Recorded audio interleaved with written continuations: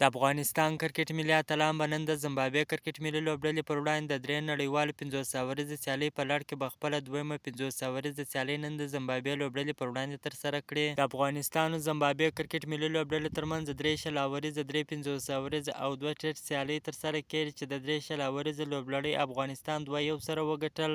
خو اوس د درې نړیوالې ورځنۍ سیالۍ لوبلړۍ روانه ده چې لومړۍ سیالۍ د باران له کبله بې پیلې پای ته ورسېدل. نن به دویمه سیالۍ ترسره کېږي.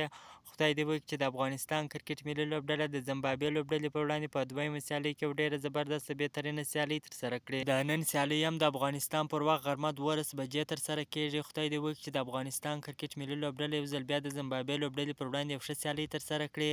که تاسو هم غواړئ د کرکټ په اړه باندې تازه او مهمو معلوماتو څخه ځان خبر کړئ، نو حتما زموږ پیج فالو، چینل سبسکرایب کړئ. که دغه ویډیو په ټیک ټاک ګورئ، د ټیک ټاک آی ډي هم فالو کړئ. تر بلې ویډیو پورې د الله په امان.